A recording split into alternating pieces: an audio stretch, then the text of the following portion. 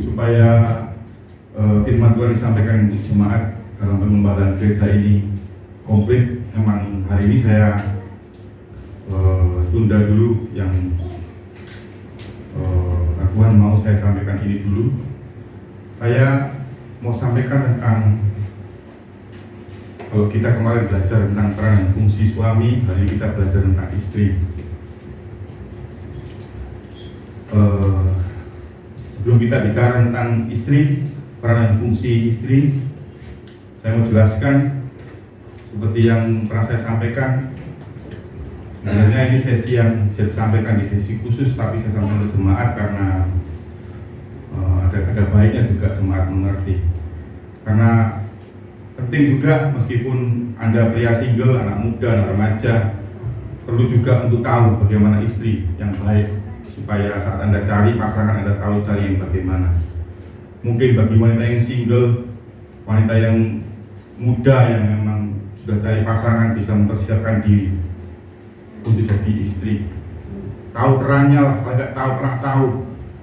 Pasangan juga yang sedang dari pernikahan juga mungkin bisa lebih lagi, khususnya para istri bisa memakan perannya. Orang tua bisa mengarahkan calon pasangannya atau mendoakan supaya anaknya laki-laki punya istri yang seperti yang firman Tuhan mau. Atau anak-anak bisa berdoa untuk mamanya jika mamanya belum berfungsi jadi istri yang baik seperti firman Tuhan. Atau saudara-saudara bisa mendoakan saudaranya, mendoakan iparnya. Atau firman Tuhan ini bagi siapapun yang mungkin sedang berdoa untuk orang lain, supaya kita menjadi seperti yang Tuhan mau, punya peran dan fungsi istri yang baik. Sekilas saya akan review ulang sedikit tentang suami. Yang pertama, apa peran suami? Mengasihi istri seperti Tuhan pada jemaat. Ngomongnya apa? Agape. Agape itu apa? Kasih agape, bukan eros. Eros itu tidak pernah kewajiban Tuhan. Kewajiban Tuhan itu kasih yang versi agape, tanpa pamrih, totalitas. Kenapa totalitas? Karena Kristus dikatakan mengosongkan dirinya, mengambil rupa seorang hamba. Jadi yang pertama mengasihi dengan totalitas. Tapi totalnya berhikmat, tidak ngawur, tidak manjakan istri, apapun dibelikan. Beli tas sampai jual rumah, enggak ya. Berhikmat kenapa? Karena suami punya tugas kedua apa? Memandikan istri dengan firman, mengasuh. Mengasuh itu ngomong apa? Mendewasakan karakternya. Merawat itu fisiknya, sakit kasih dikompres, dikasih obat, dipijit, dibawa ke dokter. Tapi mengasuh itu ngomong karakter, ngomong kedewasaannya. Nah, jadi kalau memandikan air istri dengan firman, itu bicara tentang apa? Memberikan firman Tuhan, membimbing dengan firman Tuhan. Tapi kemarin ngomong apa? Suami bisa memandikan air dengan istri dengan firman Tuhan kalau jadi lagu, jadi teladan. Fungsi yang ketiga apa? Menghormati istri sebagai teman pewaris. Artinya tidak merendahkan, tidak anggap istri jadi bawahan, tidak menyepelekan istri. Bahkan firman Tuhan ngomong, engkau harus hidup bijaksana dan menghormati istri. Dan akibatnya fatal kalau fungsi ini tidak dilakukan apa? Doamu terhalang. Kan keempat, suami harus mau ditolong. Ada suami-suami yang nggak mau diingatkan marah, minta tolong gengsi, nggak bisa nggak ngaku. Kenapa nggak bilang, nek kamu gini? Iya, nggak apa-apa, nggak mau merepoti. Gitu. Suami istri tapi masih bisa ngomong nggak mau merepoti. Jadi kadang-kadang masalahnya cuma dia apa? Kerendahan hati aja. Yang pertama apa? Mengasihi seperti Tuhan, agape, totalitas. Dua, apa? Mengasuh, merawat dengan firman, tapi harus jadi pelaku firman dulu, supaya firman ngomong apa? Supaya engkau nggak ditolak dengan ajaranmu sendiri. Yang ketiga apa? Menghormati, hidup bijaksana, supaya doamu tidak terhalang. Yang keempat, bersedia ditolong, rendah hati, mengaku nggak bisa, meminta tolong, terbuka. Yang kelima apa? Mazmur 108 ngomong apa? Diberkatilah laki-laki yang takut akan Tuhan. Jadi berkat atau kutuk seringkali berawal dari apa? Suami. Suami yang takut akan Tuhan akan jadi berkat bagi rumah tangga. Kalau nggak percaya, yang memperbolehkan Anda makan racun atau vitamin siapa? Otak, malah.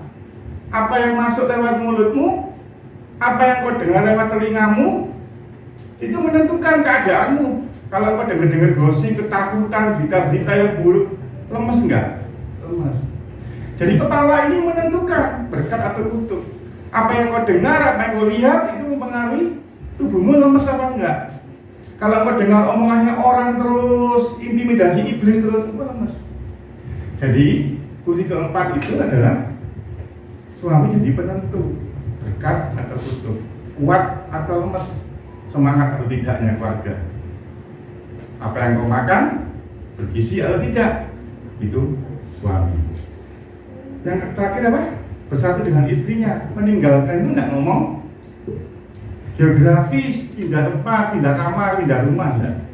Tapi ngomong pindah otoritas. Tadinya anak laki-laki hidup dengan otoritas bapaknya, ibunya, berubah dia yang punya otoritas, mengelola otoritas yang Tuhan kasih. Dia memimpin, tadi dipimpin jadi memimpin. Meninggalkan ayah ibu itu bukan putus hubungan, tapi apa? Tapi engkau pindah kesepakatan. Tadinya hidup komitmen dengan orang tua pergi ke barat ya ikut, ke timur ya ikut, kalau nggak mau ya naik Grab sendiri, kan gitu. Tapi kalau sudah bersatu dengan istrinya, makanya Anda mungkin sering dengar gini, minggu depan kita ke Batu ya, selalu ngomong apa? Ya nanti tak ngomong sama istriku dulu ya, betul ya? Itu betul. Atau istri ngomong, ya nanti aku tak ngomong sama suamiku dulu ya. Kenapa? Harus sepakat. Anda hidup sebagai anak, kadang-kadang loh ya, bisa nggak sepakat. Orang tua beli capcay, Anda mintanya nasi goreng. Betul? Tapi kalau Anda sudah suami istri, kalau Anda anak dan orang tua, firman Tuhan tidak ngomong gini, maka anak dan mama menjadi satu daging, tidak ada. Tapi kalau pernikahan menjadi satu, bukan lagi dua. Kalau keluarga ada ayah ibu dua anak, jumlah berapa dagingnya? Tapi kalau menikah dua jadi satu. Beda.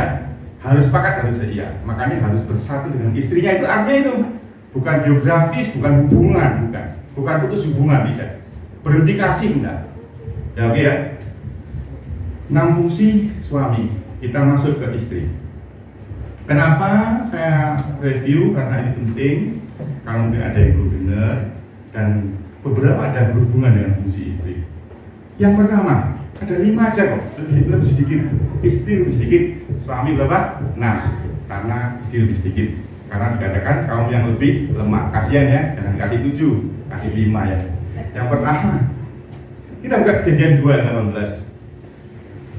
Kalau kita ngomong Tuhan menciptakan Hawa, menciptakan wanita, itu jelas aku menjadikan penolong baginya yang nggak sepadan.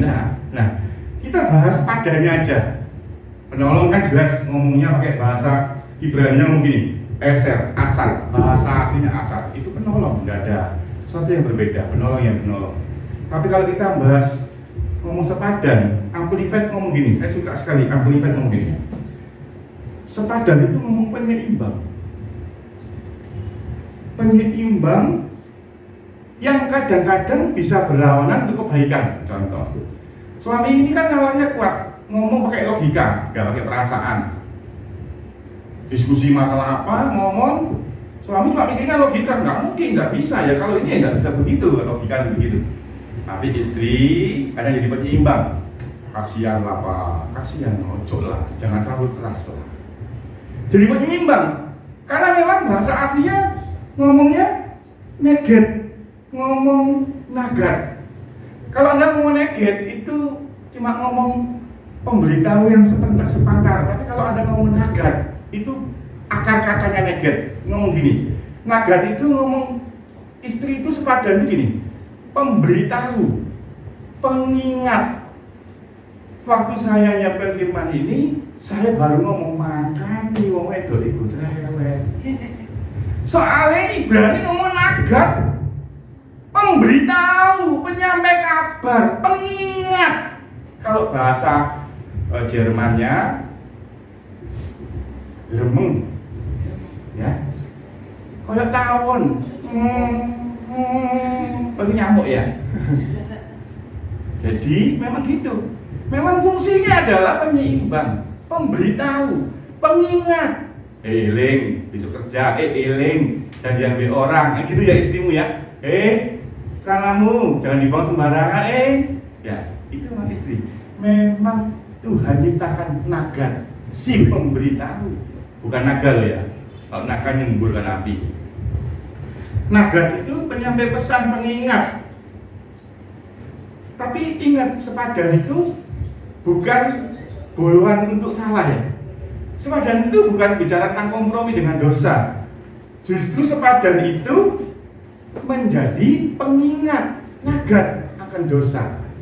Jadi yang fungsi pertama, jangan lupa ada itu istri yang sepadan. Bukan sepadan itu bukan sama-sama salah. Oh suamiku salah, aku tak ikut salah. Oh suamiku boros, aku ikut boros. Makanya istri-istri pedit kadang-kadang. Wis. Kenapa? Tujuannya memang ditaruh pengingat. Karena sepadan itu justru bukan kompromi dengan dosa, tapi pengingat. Jadi kalau istri-istrimu cerewet, ingatlah khotbah saya hari ini. Dia memang naga, pengingat, penyampai pesan, yang warning, yang reminder. Makanya kalau Anda lihat di keluarga, kalau anaknya suka kerasan bubuknya bangun siang-siang, bangunin anaknya siapa yang cerewet? Istrinya. Karena dia naga, dia pengingat, dia memang penolong. Nah, cuma masalahnya saat orang mengingatkan, istri mengingatkan, masalahnya kan cuma satu, dari cara bicaranya. Tuh. Ada yang cerewetnya kalem oke, ada yang sampai istilahnya belayer. Aja. Kalau udah begitu, kayak tawon, tinggal ngentuknya aja sakit.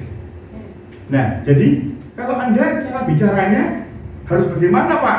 Kita buka Amsal 31 ayat 26. Mateng dong. Amsal 31 ini berat. Amsal 31 ayat 26. Dikatakan gini, mulut yang berhikmat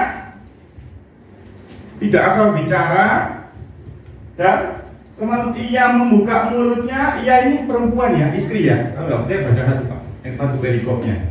Ia membuka mulutnya dengan hikmat pengajarannya. Nah, masalahnya ini seringkali sepadan tapi caranya salah. Jadi naga, jadi pengingat, jadi penasehat, jadi mewarning dosa, kesalahan suami, tapi caranya selalu salahnya di cara. Komunikasi itu cuma, saya kalau ajar komunikasi cuma dua, cara sama waktunya aja. Itu paling gampang, banyak lagi cara lain, cuman paling gampang mudah diterima itu cara dan waktu. Seringkali caranya dan waktu. Jadi kadang-kadang kalau istri saya dulu mungkin awal menikah nggak ngerti muka saya gini itu artinya apa, dan lama-lama ya ngerti. Memang perlu pembiasaan diri. Kalau Anda waktunya nggak pas, caranya nggak pas, nggak lemah lembut, nggak seperti firman Tuhan. Hari ini kan kita sedang bahas bukan teori dunia. Saya merefleksikan fungsi istri dari yang dikatakan firman. Nah, kalau Anda buka di Amsal 15 ayat 1 ngomong apa? 15 ayat 1. Proyektor langsung buka aja. Amsal 15 ayat 1 ngomong gini. Jawaban yang lemah lembut meredakan kegeraman, tapi perkataan yang pedas. Siapa yang suami-suami atau istri-istri yang suaminya suka marah? Jangan-jangan pedas. Ya, jangan pakai lombok rawit. caranya lemah lembut dan jangan pedes, ya. Pedes itu nusuk, nyelkit. Pak, padahal saya ngomongnya kalem. Nah ya, tapi kata-katanya pedas. Lombok itu, rawit itu kecil, tapi pedesnya luar biasa. Semuanya cuma lembut. Mangenta jadi suami, ojo marah-marah. Pedes ya? Pedes ya? Kalem ya? Kalem. Tapi pedesnya luar biasa. Anak-anak muda, perempuan muda yang belum punya pacar, atau yang lagi mau kawin, atau yang sudah menikah, jangan pedes. Belajar ngomong lemah lembut. Jangan nyolot. Tahu nyolot ya? Nyolot itu temannya bolot, pelawak. Jadi tegang dah. Ini tidak menghakimi Anda kok. Ini saya sharing. Istri saya nggak juga paling hebat.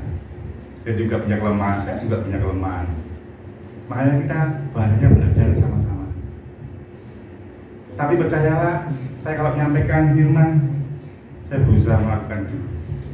Nah, sepadan itu yang penting ingat bukan instan, tapi perlu proses. Menjadi sepadan itu berusaha mencari apa yang perlu ditolong. Anda berusaha menyesuaikan diri. Dan tips dari saya yang mau menikah, yang menjomblo, yang sudah menikah, biasakan kalau kau sudah punya penolong, kau biasakan bagi tugas, bagi tanggung jawab, supaya tidak tumpang tindih. Ada satu masalah atau area urusan tanggung jawab di rumah tangga diurusi berdua. Pasti nggak patuh. Di keluarga saya sendiri, keluarga besar saya dari dulu yang ngurusin urusan rumah tangga pembantu itu ya mami saya. Tapi saya tidak pernah ngomong sama pembantu. Kalau mau memerintahkan lewat mami saya, itu pembantu suruh ngurusin itu. Jadi biasakan Anda punya tanggung jawab sendiri-sendiri yang terpisah. Karena gini loh ya, kalau Anda tidak punya kesepakatan, Anda tidak belajar menyesuaikan diri dengan suami. Karena kan tugasnya jelas.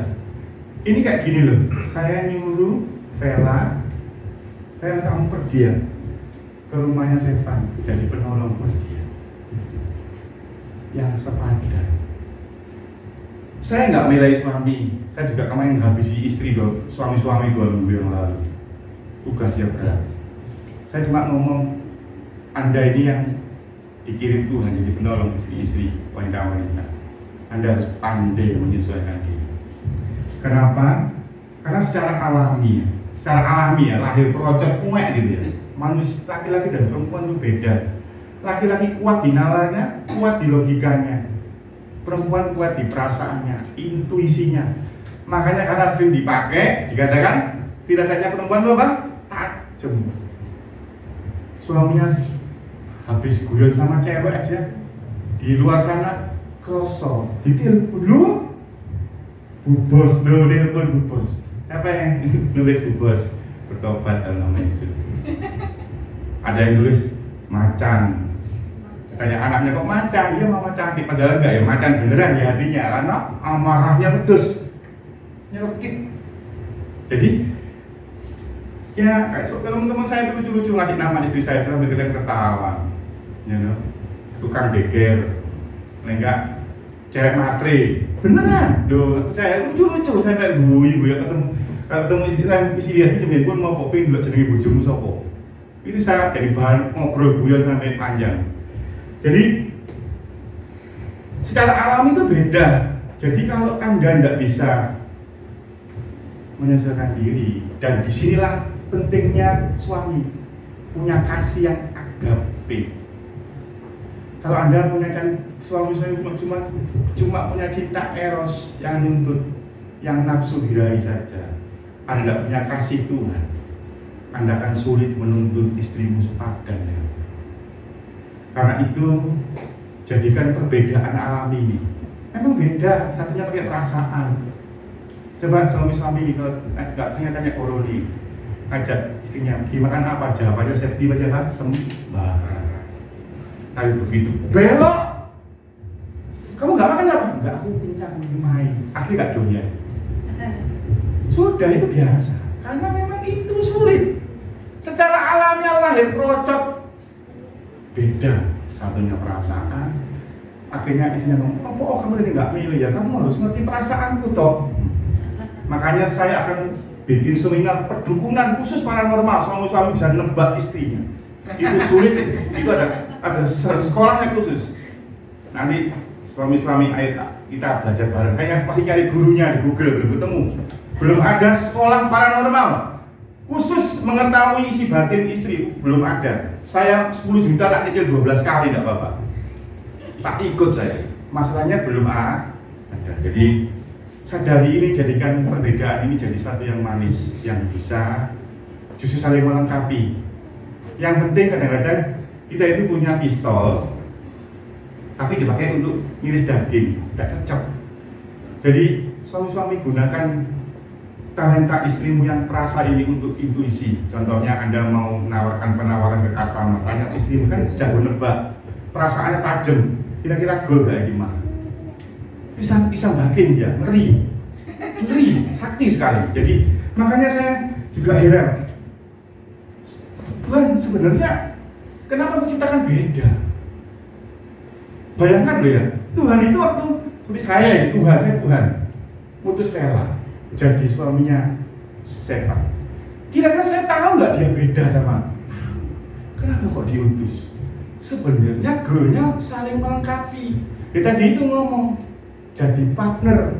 Kalau amplified ngomong counterpart itu gini, part itu part, spare part, counter itu yang bisa justru bentuk. Kalau Anda tahu istilah apa, botol ketemu tutup itu, klop beda, tapi jangan melengkapi. Nah masalahnya adalah di cara bicara, komunikasinya yang salah, caranya salah, tidak lemah lembut, perkataannya pedas dan membangkitkan amarah. Yang pertama, jadilah sepadan. Sepadan itu ngomong bagaimana engkau bicara, karena fungsimu istri, fungsimu ibu. Jadi kalau Anda pria-pria yang belum nikah, fungsi kan nggak pernah istri, ya terpaksa mamamu yang ambil alih. Nah, seorang mama pikir gini, anakku lanang nggak duwe bojo, berarti fungsinya kan tak ambil aku. Dan sama suami aku sih rada hati-hati karena harus tunduk, ya kan? Sama anak kan gak ada ketentuan tunduk, yes bebas, makanya anaknya diajar terus sama ibu. Pelampiasannya anak, cerewetnya gak ada batasnya, kan gak perlu tunduk kan Pak. Jadi kalau Anda punya mama-mama cerewet, maklumilah, karena dia nakal, dia pengingat. Cuma ibu-ibu, istri-istri, jangan sakiti hati anakmu, hati-hati, jangan buat mereka terluka, lemah lembut dan jangan pedes. Yang kedua, fungsi yang kedua apa? Ada yang tahu? Ada yang tahu? Tak kasih jam tangan saya. Soalnya nggak mungkin tahu, saya belum sharing. Kayak aman. Yang kedua apa? Berdoa. Doa ada di Alkitab. Gini ya. Anda ini istri-istri, wanita-wanita. Anda itu kan bukan Wonder Woman. Anda ini kan tidak super yang bisa serba bisa. Ada titik Anda itu kan punya tugas dari Tuhan, jadi penolong. Pasti setiap orang ada titik yang dia tidak mampu nolong. Superman aja kalau sudah kena batu hijau itu kan, Krypton, tidak mampu dia nolong. Sesuper-supernya wanita ada titik, sesuper-supernya ibu bagi anaknya, laki-laki yang belum punya istri, ada titik dia tidak bisa nolong. Kalau Anda tidak bisa nolong, apa yang harus dilakukan? Lapor sama yang mengutus engkau. Kejadian 2:16 ngomong gini, engkau pergi tak ciptakan jadi penolong yang sepadan. Tuhan, aku sudah sepadan, aku sudah lemah lembut, aku sudah tidak pedes ngomongku, aku sudah dengan baik, aku jadi ibu bijaksana, jadi istri bijaksana. Tapi masalah suamiku terlalu besar, Tuhan. Anda tinggal balik ke Tuhan. Anda tinggal balik ke Tuhan. Kenapa Anda harus balik kepada Tuhan? Karena yang memilih engkau adalah setia. Kita buka 1 Tesalonika 5 ayat 24. 1 Tesalonika 5 ayat 24. Satu orang bacakan, kalau saya cewek kan kurang terus. Ia yang memanggil kamu adalah setia. Ia juga akan menggenapinya. Siapa yang memanggil wanita jadi istri, jadi penolong? Dia setia, digenapi. Tapi Anda mana bisa digenapi? Kan engkau tidak pernah lapor ke Tuhan. Karena itu wanita-wanita itu harus punya kehidupan doa. Anda yang jomblo-jomblo, muda-muda belum punya pacar, atau yang sudah punya pacar, kalau Anda masa mudamu tidak pernah dekat sama Tuhan, sembahyang cuma hari Minggu, paling semangat waktu Pak Yusuf bilang ini, angkat kedua tanganmu dan terimalah, langsung diangkat, gak pakai Rexona, gak ngurus saya. Tapi hari-hari engkau tidak berdoa. Wanita yang tidak berdoa sulit jadi penolong yang baik. Tak ulangi, buatan status di WA. Wanita yang tidak berdoa sulit jadi penolong. Anda tahu waktu saya ditembak setan sampai saya nggak bisa gerak apa-apa. Anda tahu toh, 2 bulan saya nggak gerak apa-apa. Siapa yang berdiri di hadapan saya seperti Sipora yang membela Musa? Istri saya. Istri saya bisa menyembuhkan saya? Nggak bisa. Dia angkat tangan. Waktu dia angkat tangan, Tuhan El Shaddai melihat ini penolong yang tak kirim sudah tak mampu, maka aku yang setia yang memanggil dia, menolong dia. Banyak dia, 9 jam saya operasi. Doa gak mandek, mau Alkitab doa sampai 9 jam. Dan 9 jam itu saya percaya Bapak yang mengutus dia setia. Istri-istri berdoa, jomblo-jomblo, cowok-cowok cari istri yang berdoa. Sebab Amsal ngomong apa? Kecantikan dan kemolekan itu sia-sia kalau engkau tidak berdoa. Maksudnya begitu. Saudara,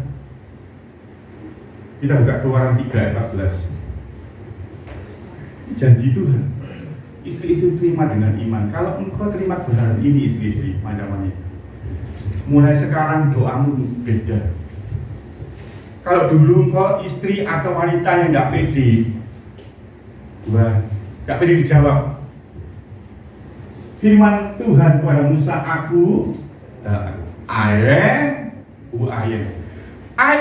ini bentuk kalimatnya bukan lampau. Semua atau mungkin beberapa sebagian besar ayat waktu Tuhan ngomong aku adalah, itu seringkali pakai kalimat lampau. Tahu lampau ya? Lampau itu kalau bahasa Inggris ada ed, dan sebagainya. Tapi kalimat ini pakai present tense seumur hidup. Aku tetap aku sekarang sampai selama-lamanya. Lagi firman-Nya beginilah kau katakan pada orang Israel itu, aku yang telah mengutus aku kepadamu. Mengutus aku kepadamu. Tuhan itu kalau mengutus orang, memanggil orang, setia. Sampai kapan? Kekal selalu. Jadi kalau Anda tahu kebenaran ini, Anda akan jadi istri yang berdoa dengan tidak pede lagi. Tidak pede lagi. Engkau akan dengan hati penuh percaya. Pak, aku aku mbok pilih jadi penolong. Aku tidak sanggup. Angel omongan Tuhan. Angel Tuhan. Tuhan setia. Nanti hatinya suami di sak mirip tok. Langsung genah. Ngomong gitu. Tuhan aku tidak sanggup. Masalah suamiku terlalu besar. Makanya dikatakan istri itu apa? Yang doa. Istri itu yang doa. Nah kalau istri senangnya drakor dan sinetron tok, yang buat lapori bapakmu yang memutus engkau jadi penolong. Dan berdoa itu ngomong apa? Orang berdoa itu ngomong apa sih? Iman. Ngomong ketenangan. Kita buka Yesaya 1 Petrus 4 ayat 7. 1 Petrus 4 ayat 7 ngomong gini. Karena itu kuasailah dirimu dan jadilah tenang, supaya kamu dapat berdoa. Pak, di Amsal 31 tentang istri bijak itu tidak ada tentang doa. Anda bukaan Amsal 31 ayat 25.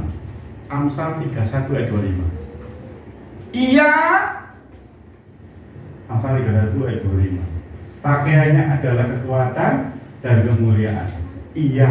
Apa? Tertawa. Sedih? Tertawa. Tertawa tentang apa? Hari depan. Besok anakmu kuliah di mana? Oh, gampang. Tuhan tidak atur. Nah, aku tidak bisa nolong. Aku lapor sama yang nyuruh aku jadi penolong. Iya, tertawa. Orang yang tertawa kan di depan tuh orang punya iman, enggak? Dahsyat iman.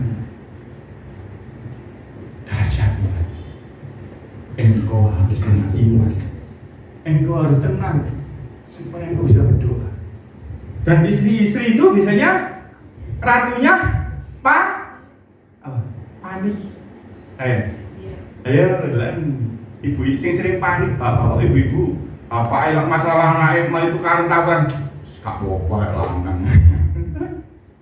Ibu heboh. Ceritanya ibu PKK nang arisan, kewame lo kabeh tanggone. Panik. Ndak berdoa bicara sama Tuhan, tapi bicara sama orang-orang yang salah. Makanya tugasnya istri itu bukan gosip, tapi berdoa. Tenang dulu, jangan panik. Karena kalau engkau sudah panik, tidak bisa berdoa. Kalau engkau tidak berdoa, tidak ada kekuatan. Kadang-kadang saya itu ngomong sama Tuhan. Oh jelas loh, Efesus pasal 5 ngomong kaum yang lebih lemah. Lah lapo ngirim wong lemah. Pernah mikir gitu? Pernah mikir? Yopo ngirim wong lemah. Kok lemah kok jadi penolong? Terus saya baru tahu. Fisiknya mungkin lebih lemah. Laki bisa angkat 10 kilo, cewek mungkin 5 kilo. Dibentak mungkin nangis.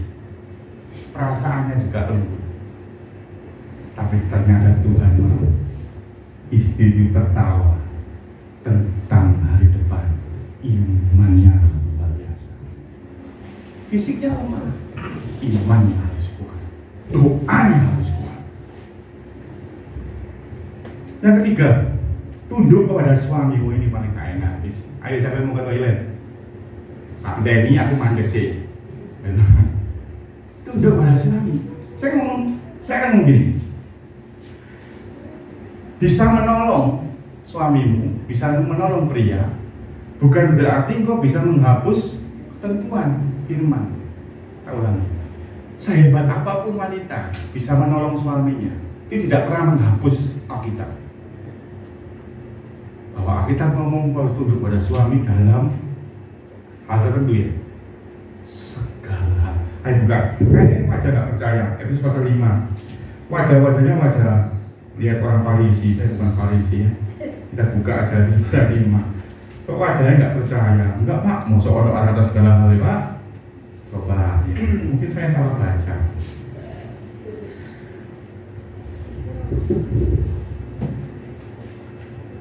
ayat 24, karena itu sebagaimana jemaat tunduk kepada Kristus, demikianlah juga istri kepada suami apa? Dalam segala sesuatu. Itu aku sih ngomong Melan. Dalam segala jadi kalau Anda bisa hebat, rohanimu lebih hebat, mungkin karirmu, pekerjaanmu, gajimu lebih tinggi, mungkin engkau Bu RT, suamimu warga, ada Bu RT, di lawak-lawak ada Bu RT, status sosialmu lebih tinggi, engkau darah biru, turunannya ningrat, atau ningrat dari mana? Bukan berarti itu menghapus firman Tuhan. Kalau firman Tuhan dihapus karena karir wanita lebih hebat, wanita anaknya orang kaya, wanita itu lebih mulia status sosialnya, atau mungkin rohaninya lebih hebat. Nanti satu orang, satu RT pelepasan semua, dahsyat ya. Kan di sini yang pelepasan satu RT. Meskipun engkau seperti itu tidak pernah menghapus firman. Tidak pernah menghapus firman.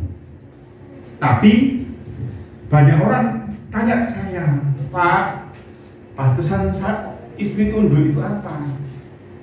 Saya cuma ngomong begini, batasannya ya firman Tuhan itu sendiri. Selama tidak berdosa, tunduk.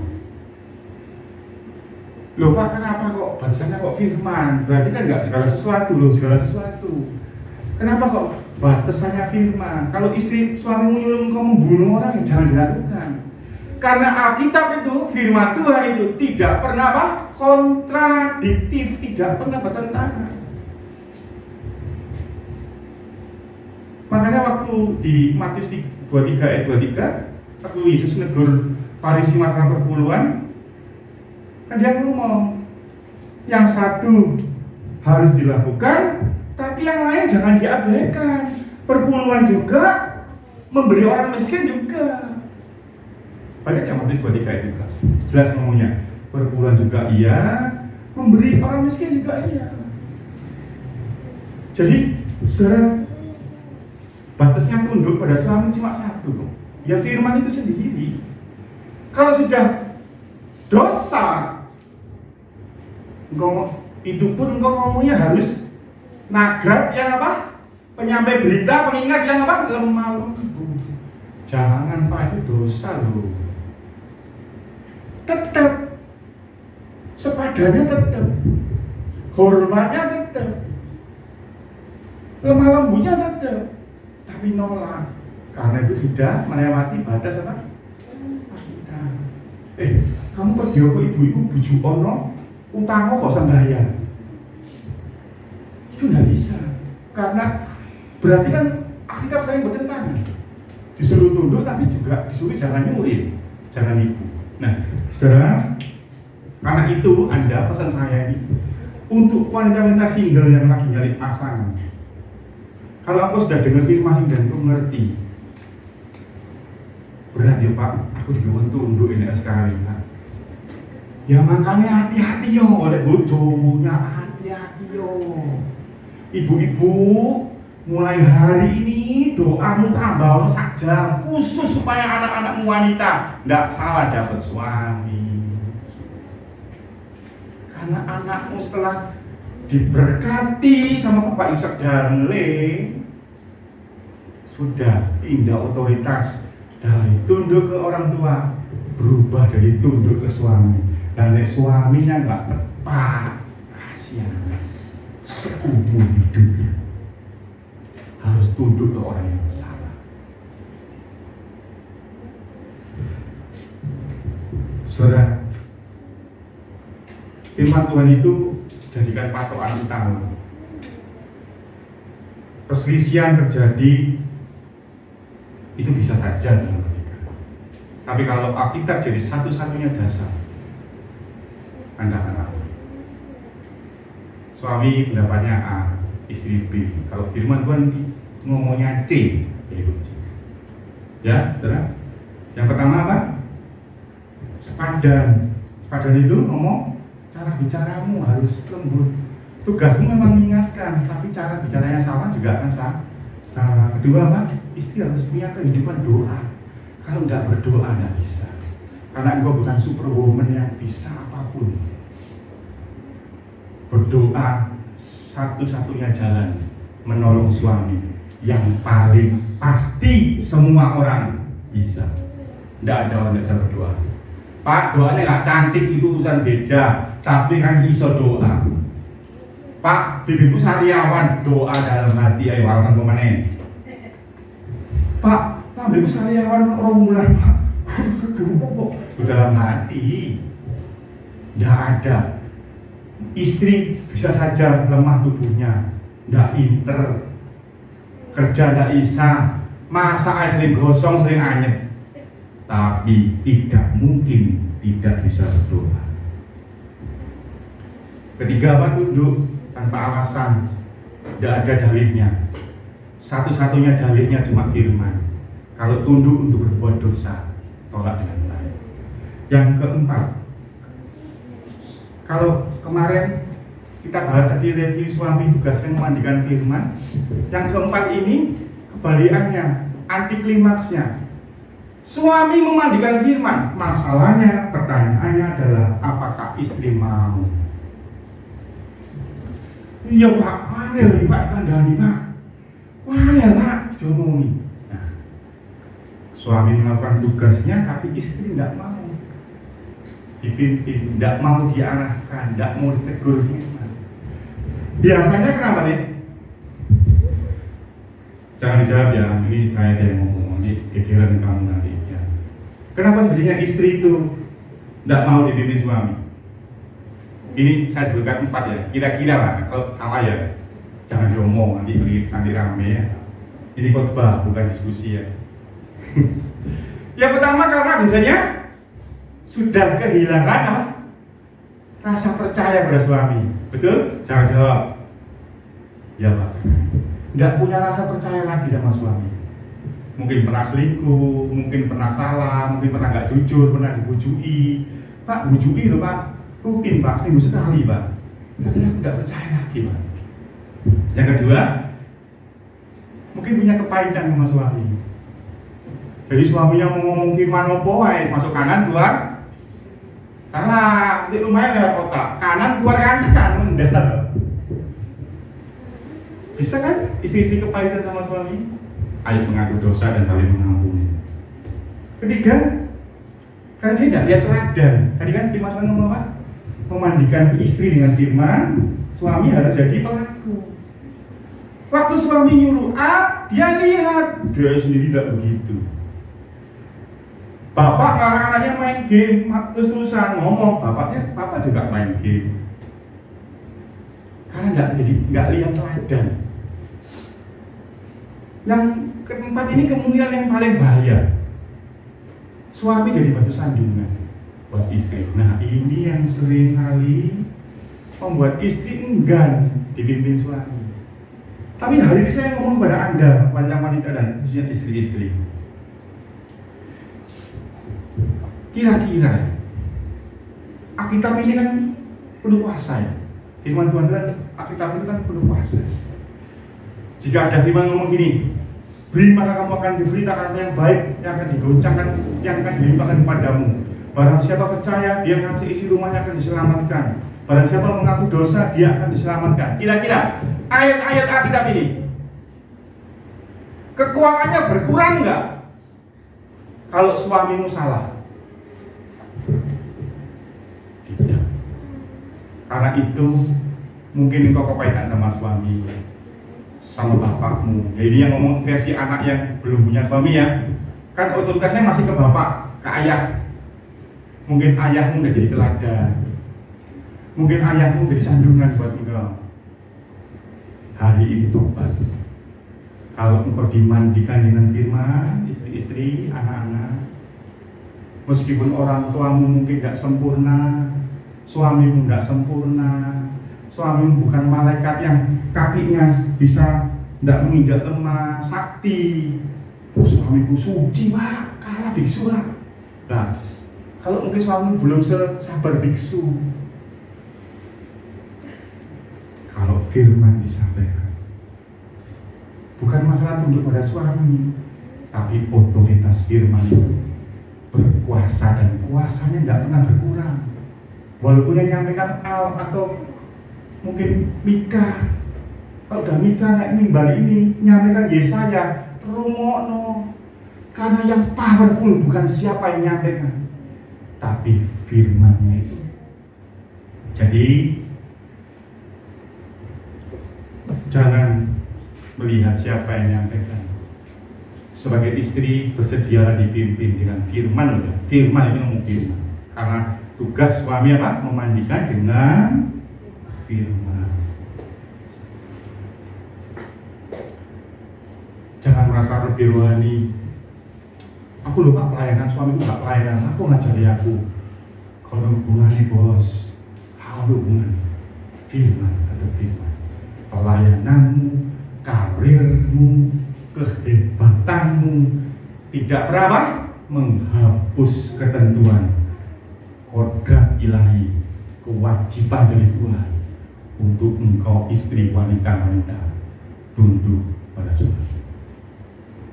Maupun suami nggak bisa bahasa roh, engkau bisa bahasa roh, itu bukan patokan engkau untuk tidak tunduk pada suami. Tidak patokan buat engkau untuk nggak mau dipimpin oleh suami. Kan kasihan.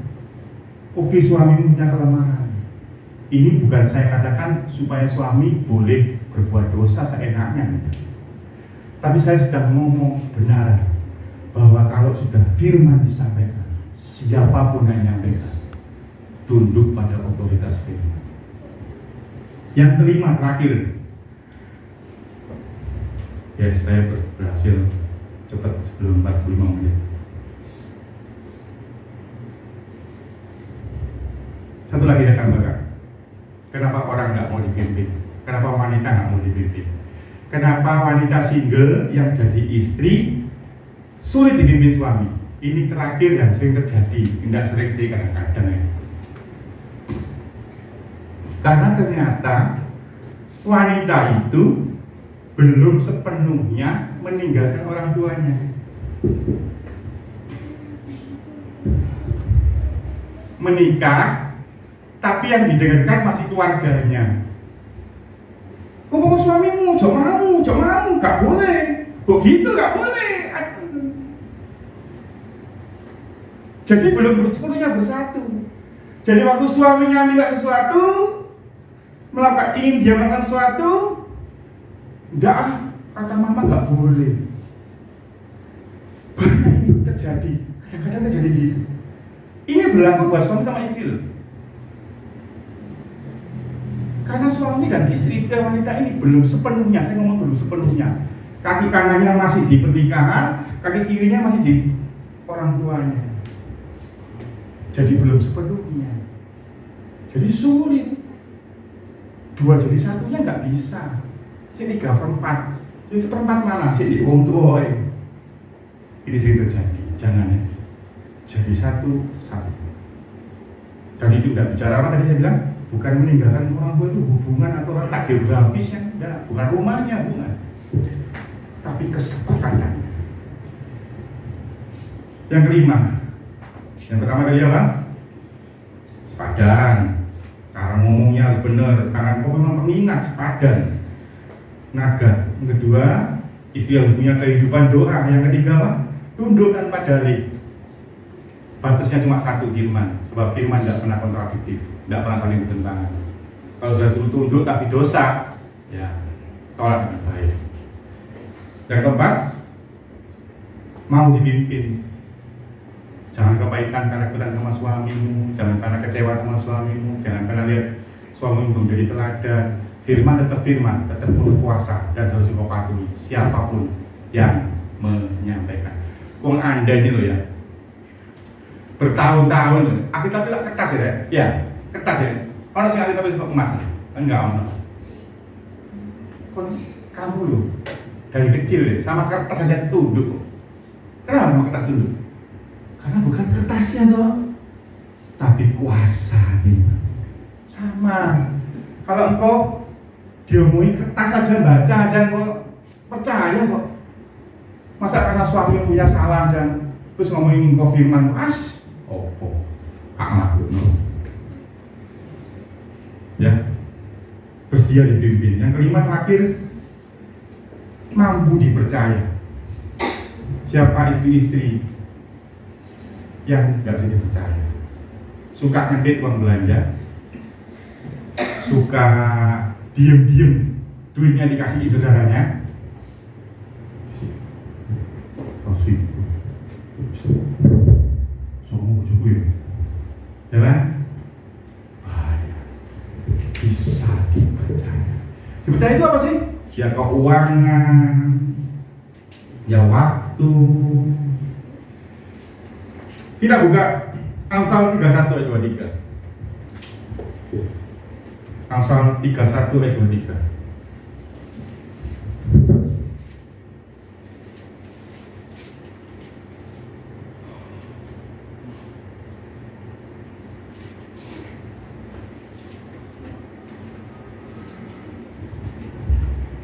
Suaminya dikenal di pintu gerbang. Padahal dia omal, kok sering dikenal. Kalau ia duduk bersama-sama para tua-tua itu biasanya lanang wedok. Biasa nih pria. Coba Anda kalau saya baca ayat ini tak baca berkali-kali, aku salah. Saya berimajinasi. Suaminya dikenal di pintu gerbang. Waktu istrinya duduk sama Tuhan. Saya jujur, saya belum sepenuhnya paham ayat ini. Tapi yang saya tangkap begini. Karena dia istri yang cakap, dia istri yang bisa dipercaya walaupun tidak ada suaminya. Berarti dia bisa dipercaya. Kira-kira dia jadi cewek yang tebar pesona, lembeng, genit, merayu sana merayu sini apa enggak? Enggak. Bisa dipercaya. Sampai gara-gara ada istri ini, suaminya yang di rumah itu dikenal di pintu-pintu gerbang. Oh, istrinya Pak ini ya. Jabik memang ini istrinya. Hoki yo, suamimu dapat kamu. Tahu hoki itu bahasa Jerman. Beruntung ya. Berarti kira-kira kepribadiannya orang ini baik tak istri? Wah, dahsyat. Genit enggak? Enggak. Lembeng enggak? Hai, tablet sana tablet sini. Punya temen, wah plok. Dan bisa dipercaya. Istri-istri perang ibu-ibu bisa dipercaya. Bisa dipercaya ini ngomongnya sebenarnya dua, ngomong integritas dan cakap.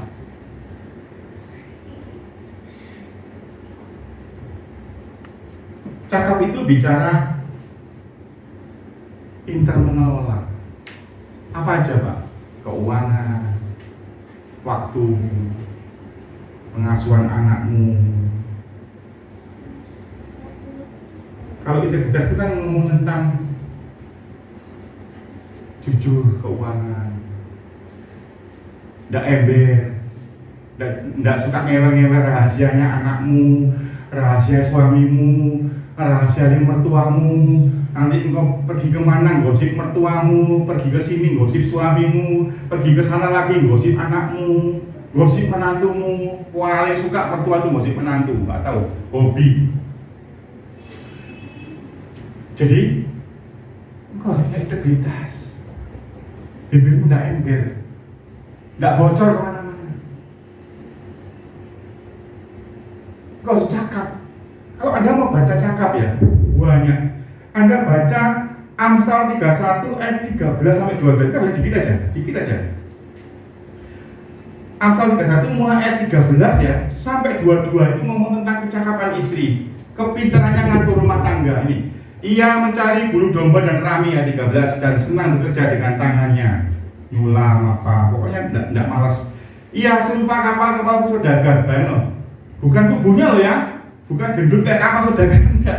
Ia serupa kapal-kapal saudagar, dari jauh ia mendatangkan makanannya. Kalau Anda baca ya bahwa ayat 15, ia bangun kalau masih malam menyediakan makanan untuk seisi rumahnya. Pernah lihat ibu-ibu jam 5 setengah 5 sego ya. Itu takut saya itu sampai hari ini bangun jam 5 harus bingung angkat nasi. Karena kerjanya di ibu rumah tangga. Ya, jadi Anda sebagai istri harus bisa dipercaya. Itu nomor 2 saja. Integritasmu walaupun engkau tidak ada suamimu. Integritas itu kan definisinya gampang ya. Gini loh, Pak, integritas itu kejujuran itu apa sih Pak? Gini loh, sikapmu, tindakanmu sama saat ada, saat tidak ada orang lain. Tak ulang, integritas atau jujur itu gampang definisinya. Sikapmu, tindakanmu itu sama persis, ada nggak ada orang. Kalau engkau ada orang ramah,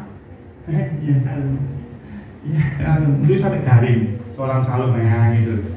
Kayak begitu gak ada orang, cucu untung malaikat Gabriel nggak lewat, seperti sariawan seminggu kamu.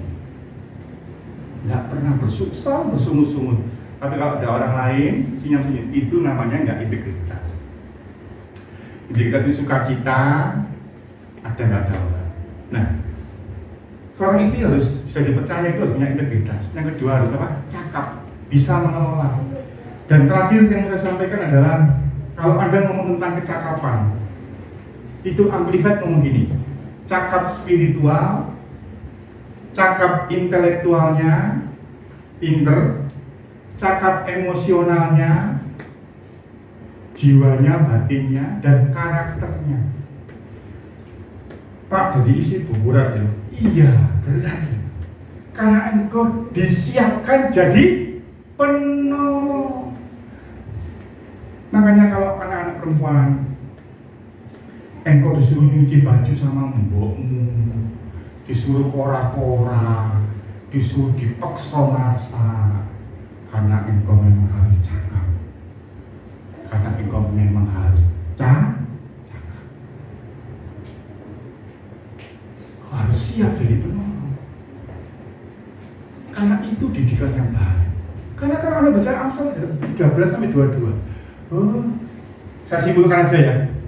Pinter boleh duit, pinter masak, bacaan nggak masalah. Pinter jahit, bacaan Anda baca ya. Pinter dagang, kulaan, ambil untung, bacaan. Dahsyat. Nah, karena itu kalau Anda mau cakap, cuma satu caranya, apa? Tidak berhenti belajar. Anda yang masih muda-muda ini loh, remaja-remaja, ibu-ibu, anak-anak mesti SMP, SMA, paksain masak supaya cakap. Jangan masak nasi goreng, enggak bisa Gojek, ngomong di gampang, bu, gojek iso. Repot, gojek repot nah. Ya. Mari kita tundukkan kepala. Bapak, biarlah roh-Mu turun atas kami, khususnya anak-anak muda, wanita-wanita yang belum menikah dan akan menikah. Biarlah firman ini tertancap kuat sekali Tuhan, supaya mereka boleh menjadi istri-istri, dipersiapkan jadi istri-istri yang sepadan, penolong sepadan, lemah lembut perkataan, sepadan dalam segala hal, dan jadikan wanita-wanita di tempat ini, baik yang menikah, sudah menikah ataupun yang akan menikah maupun yang belum punya pasangan. Jadikan jemaat tempat ini wanita-wanita pendoa yang bisa tertawa tentang hari depan, punya iman yang kuat, punya kehidupan doa, karena kelak mereka akan jadi istri-istri tiang-tiang doa bagi keluarganya. Dan supaya mereka seperti firman, yang dikatakan dalam Amsal 10 ayat 19, wanita-wanita yang bisa menahan bibirnya supaya mereka menjadi wanita, bukan wanita penggosip tapi wanita pendoa. Jadikan mereka wanita-wanita yang tunduk pada suami seperti kepada Tuhan. Dan kami tahu Engkau persiapkan mereka menjadi istri-istri, menjadi wanita-wanita kelak yang akan bersedia dipimpin, punya kerendahan hati untuk dibentuk dengan firman. Dan jadikan wanita-wanita single tempat ini wanita yang mampu dipercaya, punya integritas dan cakap dalam segala hal. Jadikan mereka persiapkan Tuhan, supaya kami penggembalaan di tempat ini tidak mau mendengar pernikahan-pernikahan yang tidak bahagia. Kami mau mendengar pernikahan-pernikahan yang baik. Kami hanya mau mendengar Tuhan dimuliakan dalam setiap pernikahan. Tuhan juga berkati orang-orang yang sudah menikah sudah lama. Kebenaran-Mu tentang peran suami dan tentang istri sudah kami sampaikan. Biarlah Tuhan secara khusus melawati suami istri yang sudah tidak manis lagi hubungannya, yang sudah tawar. Aku percaya Tuhan sanggup merubah air jadi anggur. Biarlah hari ini ada anggur yang baru dalam setiap pernikahan, khususnya pernikahan yang sudah hambar, yang lama. Hari ini Tuhan tolong Engkau Tuhan, Engkau gerakkan para istri-istri yang sudah lama tidak berdoa. Mulai hari ini mereka jadi istri yang berdoa. Mereka harus lapor pada Engkau Tuhan, sebab Engkau yang mengutus mereka jadi penolong. Dan firman-Mu Tesalonika berkata, Ia yang memanggil kamu jadi penolong. Hai istri-istri, Ia setia. Kalau setia itu pasti akan tanggung jawab. Kalau setia itu pasti akan membuat engkau kuat, bisa menolong suami-suamimu, bisa menolong anak-anakmu, bisa menolong keluarga, karena engkaulah penolong yang diutus Tuhan. Aku percaya Tuhan urapan-Mu turun atas istri-istri hari ini, urapan yang dahsyat, supaya hari ini istri-istri berdoa dengan pengertian yang beda. Kalau dulu ragu, hari ini yakin, sebab Tuhan yang memilih dia jadi penolong adalah setia. Terima kasih Bapak, kami mengucap syukur atas firman Tuhan hari ini. Biarlah firman ini termeterai dan berbuah lebat di hidup kami. Dalam nama Yesus, haleluya, amin.